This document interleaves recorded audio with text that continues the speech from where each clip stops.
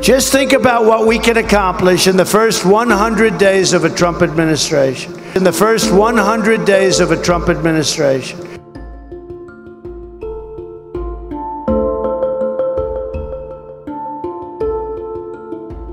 Fencing and magnetometers went as far back on the wall, preventing hundreds of thousands of people from being able to access the mall. Sean Spicer, our press secretary, gave alternative facts to that. But the point remains. Wait a minute. Alternative facts? By filling his cabinet with billionaires, with financiers from Wall Street, and also with big corporate executives, he is simply replicating exactly the same economy that has shafted so many American workers to begin with. You've been hearing me say it's a rigged system, but now I don't say it anymore because I won. Okay? It's true. You know, now I don't care. I don't care. The White House put out a statement on Holocaust Remembrance Day, and there wasn't a mention of Jews in the statement. The chaos, confusion, and anger growing in the wake of President Trump's immigration ban. In Boston, thousands packing the streets. Officers in riot gear in Portland. In Seattle, police pepper spraying an angry crowd, some including children detained upon landing.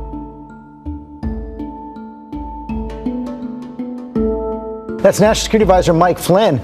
The Washington Post is reporting that his contacts with the Russians before the inauguration were inappropriate, possibly illegal. Are you going to include the Congressional Black Caucus and the Congressional Hispanic Well, I would. Caucus? I tell you what. Do you want to set up the meeting? Do you want to set up the meeting? No. Are they friends of yours? I'm just a reporter. No, get it. What could be a stunning blow to President Trump's travel ban? A federal judge at this hour granting a Washington Attorney General's request to immediately halt President Trump's executive order on immigration nationwide.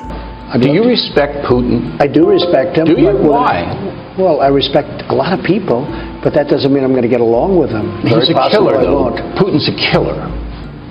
A lot of killers. We got a lot of killers. Why, you think our country's so innocent? Late December, investigators say retired General Michael Flynn discussed U.S. sanctions against Russia in a phone call with Ambassador Sergei Kislyak.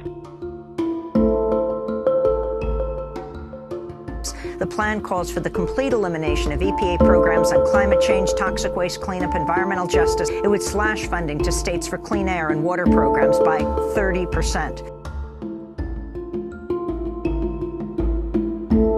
But a report today from the nonpartisan Congressional Budget Office says millions who gained coverage under Obamacare will lose it next year under the Republican plan the president supports. We came up short. I spoke to the president just a little while ago, and I told him that the best thing I think to do is to pull this bill, and he agreed with that decision. I will not sugarcoat this. This is a disappointing day for us. This White House is no longer going to routinely release visitor logs showing who's coming to the White House, who they're meeting with, as President Obama did. Jillian, this president apparently thinks transparency is overrated. Well, that's the message. I'm getting it loud and clear.